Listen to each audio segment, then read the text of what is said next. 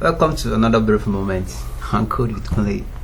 So, in this class, we just want to go briefly through the development of the game that I call Puzzle. Actually, the game was made for A to Z Bible characters, and on the screen is the game. So, when you click on that, this is what you see on the button from that application. This is just a sub app of the major app. It's a game inside the app. So yeah, this is the name and this is the instruction. So I click on play. So okay, before I click on play, let me just say that why don't you play this and let's see how the games operate. So I click on play, then just like the instruction, it was stated in the instruction, I click on P. When I click, then I drag to letter R. Boom, can you see that?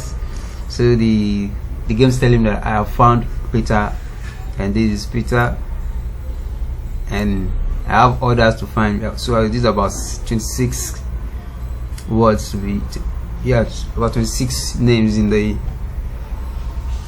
game to be found. So I found one, remain 25. So I click on OK to go back. Then I think I see Naba. I click and bam, that's it. So actually, never mind this red for now. This red here is just to show it to be obvious, so that I won't be looking for it. I was one that intentionally make this letter red, so that in this tutorial I won't be searching for I won't be searching for the letters, I won't be searching for the words.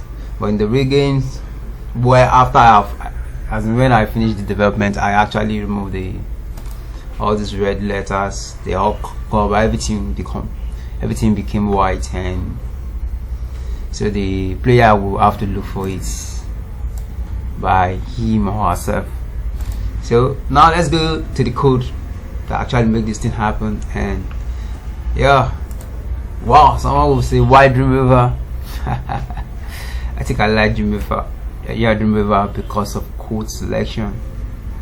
So now the video is not about the weaver or the dream or the code editor, it's about the code itself. So then how is it working? Yeah, there is on click on this game. Yeah, there's no doubt about that. There is on click on this game, but there is equally this game too is playable on the touch screen. So I'd like to explain from the angle of touch screen first. So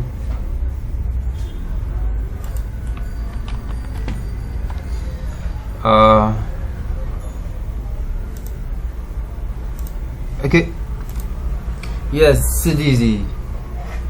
If you have been following my other tutorial, or you have been, this tutorial is not just for a beginner.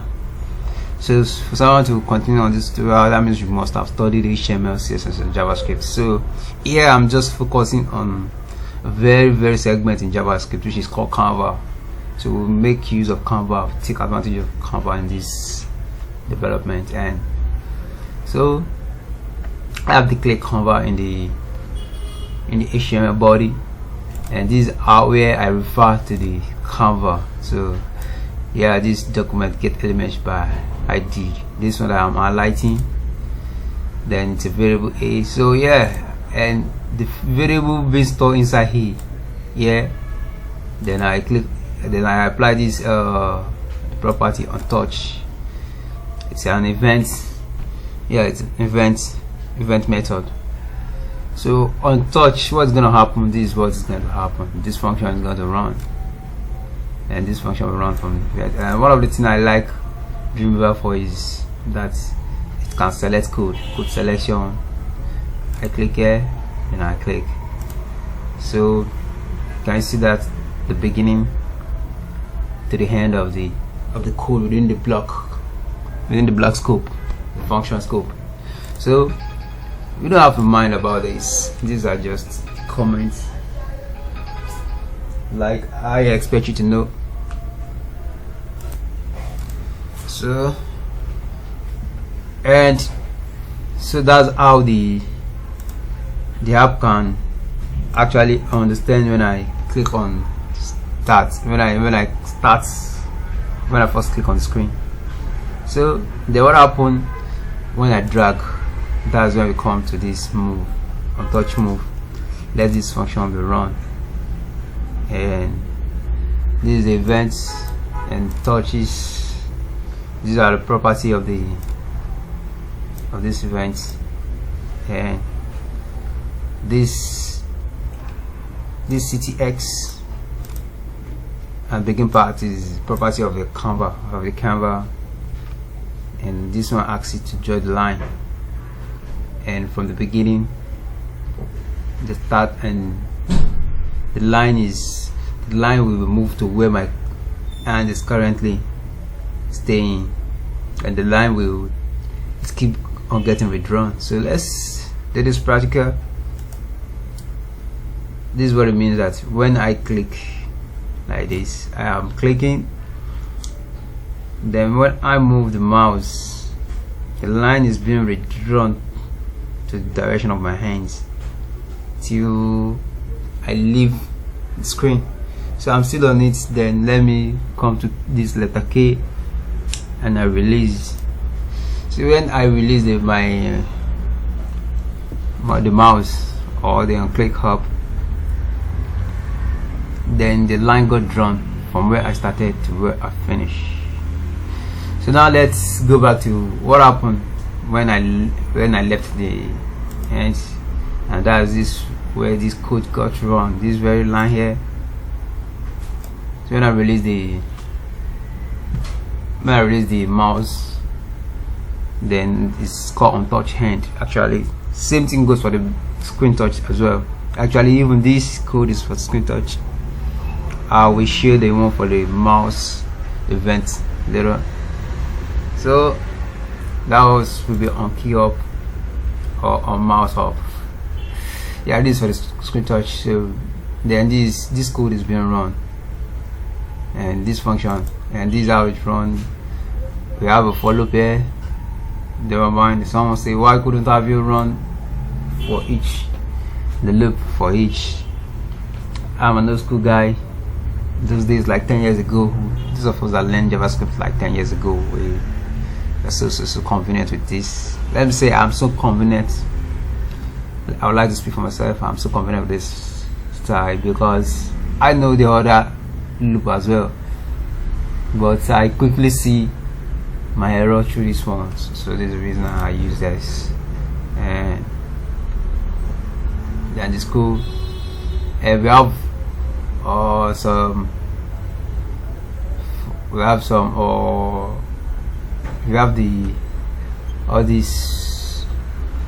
all the names of these are written in an array, and that array is stored in here. So after everything has been written, this code got checked. So like this answer is an array that contains all the answers of all the letters of the word, all the words that we want to check if this user gets it right or wrong, and the app is going to check it using all this code. So never mind, like this code is I think Visual Studio Code 2 does that, whereby code has been formatted. This is a variable, and all these are, this from here to here is just simple mathematics,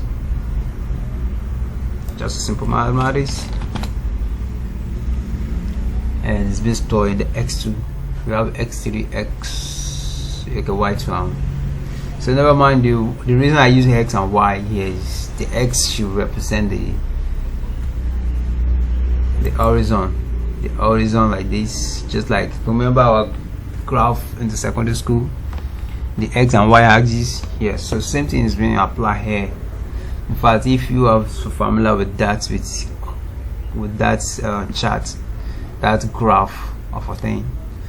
This is what is being used in this tutorial here.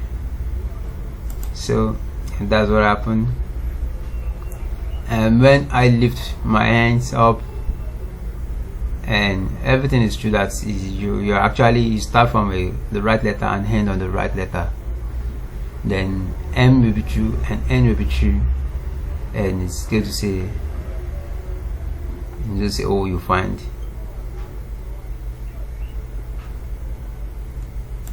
Yeah, so when the letters are true, this is going to pop out, and that very particular part that you see is this place. Let's highlight this code. Okay, yeah, let's just stay here, and you say you found, and the letter will be within, yeah, this here will be replaced with the JavaScript that we've written the code. And this is the big button, and you see, okay, this button, let's look at it again. Can you see this? Okay, that is where that is standing, and this winner has been replaced. JavaScript has actually overwrite it and put another thing there, which is this. So you get the one being, and yeah, this you found. This is it, as you can see here. So that's it.